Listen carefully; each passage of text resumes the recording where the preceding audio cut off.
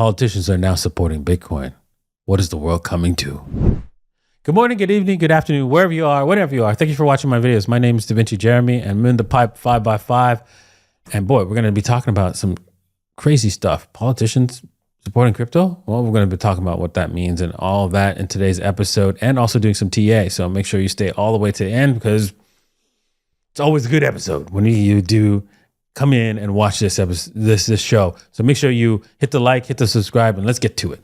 First off, right, I'm having a meetup, right? And if you want to see where you would, find this meetup link, you just go down to more and scroll down to meetup.davincij15. Click on that, and then it'll take you to this website here, right here, and boom, you could just register for your spot. Now, there's not many spots left, right? So register today, or you are going to miss out. We're going to be adding a few more meetups. I'm going to be having a meetup in Miami on the 1st. So look out for that. Maybe you might want to follow here so that you can see what other meetups that are coming in the future, because we're going to be adding them all through this Eventbrite website. So follow this as well.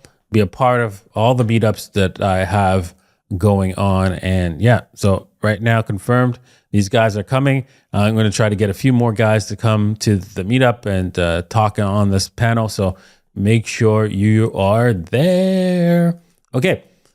The news. Bitcoin community abuzz as Jeff Bezos sells Amazon stocks worth billions. Okay, so Bitcoin evangelist and angel investor Anthony Pompliano has taken to X, a social media network, to post a tweet about Jeff Bezos and his recent massive sale. Pomp tweeted sparked a heated discussion between Bitcoin community.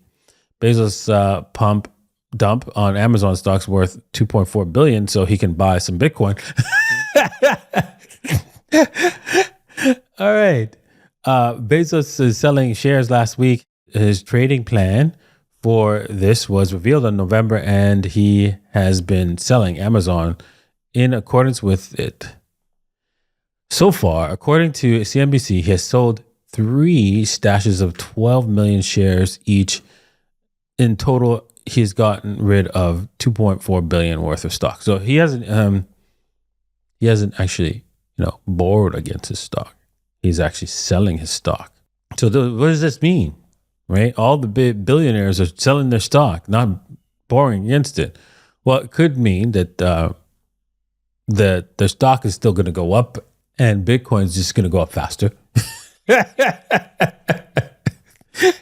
Oh, damn, that's not the case, because then you just borrow against your stock, right? So obviously something big is coming in the stock market. So that's the most likely case.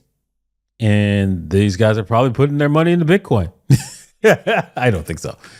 Oh, boy. So I really think that that they're selling their stocks because there's a crash coming, and this is going to probably affect the price of Bitcoin in the coming future. So look out for something probably in March. That's how I see it, right? I'm not too excited about them buying Bitcoin with their money. So maybe they'll get a little bit, but not a whole lot. All right. Bizarre of sorts, bipartisanship of the crypto Congress. Hey, who's who of politicians who matter for crypto in the nation's capital by Jeff Weiser. Okay, let's see here. Most of the U.S. politics is depressingly predictable. If Republicans come up in favor of a position X, it's a lock that Democrats will be vocally opposing it, and vice versa.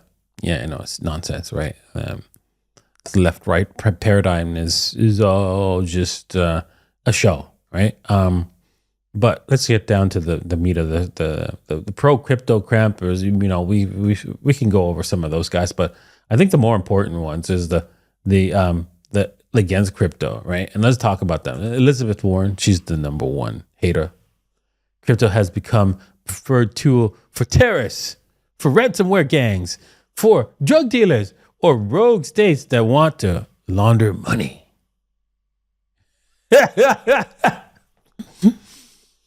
Right. HSBC Bank every year gets caught laundering billions of dollars and billions. And their fine is around $2 billion, which is just less than a few percentage points of how much they've made. That's how laundering money gets done. Just stop your noise, Elizabeth Warren. Please stop your noise. And yeah, okay, ransomware is a big problem, right? I would agree. Drug dealers, probably not, okay? But anyways, right? Roger Marshall, oh my God, national security threat, and suggests that we should be considering a pause using this as a currency. Yeah, okay. Well, we're not, Bitcoin doesn't have a pause button. Brad Sherman, Bitcoin is not just a narco-terrorist anymore. It's for tax evaders too. Yes, I agree. If you evade taxes, especially income taxes, I mean, it is a fraud perpetrated on humanity that you are a slave to the state. Your production, your wealth does not, as you produce it, does not belong to the state. In fact, it's actually illegal for the United States to collect taxes, right? But just good luck on trying to defend yourself on that one. The fact that most judges are not partial, right? And they would feel like, wait a second, if I have to pay taxes, you have to pay taxes, right? Even though legally, right, you can prove it. You don't have to pay taxes. They'll ignore it. Anyways, Congressman is trying to shut down cryptocurrencies, gets big donations from big banks and financial institutions. Yes, that was not a surprise. This guy has been getting paid, right, from the banking industry to push his statements. And crypto attorney launches a Senate bid against Elizabeth Warren. So we have some pushback, of course. This is probably a Republican coming in against Elizabeth Warren. I don't know how she keeps getting voted in, but wait a second here. Oh, capital flag for Bitcoin creator. The truth about Elizabeth Warren flying the big a flag for Satoshi Nakamoto. Oh, that's why.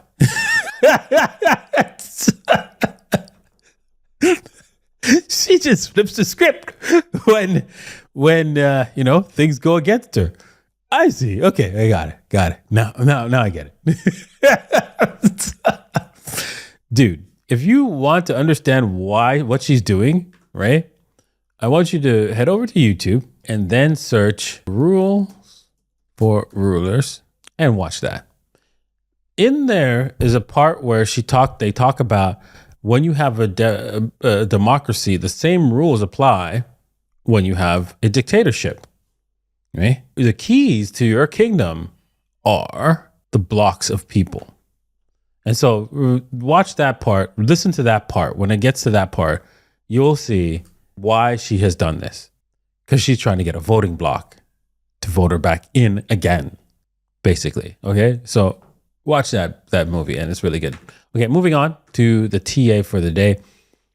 Bitcoin on the weekly, right? We're so far in a red candle here. For the week, it is interesting. The monthly, we have 1, 2, 3, 4, 5, 6 monthly green candles. This is not sustainable, of course. And notice how we're not in this the green zone for Bitcoin, super green zone on the buyers, right? See how the monthly when we're in the reversal here, you can see that the green candles on the monthly starts to like really push heavy. Is it greater than some of the reds? Yes, it is. You can see that we have turned the corner here, but it's not as big as, when we do have a really bullish stance. So don't be surprised if the next month gets posts a red candle going forward. We've gone some serious green candles here, and it's unlikely that next month will be a positive sign for Bitcoin. So don't be surprised, right? This lines up with the major players, the billionaires selling stock. So with that said, is there an opportunity to go short here? Well, yeah, there is. It's just you got to be careful, right? We can say, okay, the fundamentals are lining up, right? That we are we're overbought, right? We're way over. And, even though the 13 AMA is lining up and stuff like that with the daily, and, you can see that maybe there's a chance for a little bit more up. Yes, there might be a little bit more up here. The odds are that next month and in the next week or so, things are going to get a little hairy on the downside. Could get a little hairy on the downside. But I'm a little concerned. I think that, at least the 47,000 is going to hold on if we come back down. You can see that's into the EMA ribbons, and we can see that it could also, reverse here. They could also reverse on this wet line, which is the $50,000 mark. But we have to take a choice. We have to make a bet, and you can see that we've got lower highs on the candle bodies. So this indicates a reversal here. And so we have to accept a short here. We have to. So with that said, going down to the shorter time frames, you can see this is emming out. We can probably enter in a short right now at this level. And then if we get stopped out, which is a possibility, we're just going to enter it at a different level. I'll show you the next level in a second. So we're not going to be greedy. We're just going to take this to 2-to-1, which if it goes to the 2-to-1, that means that we're already in a downward spiral.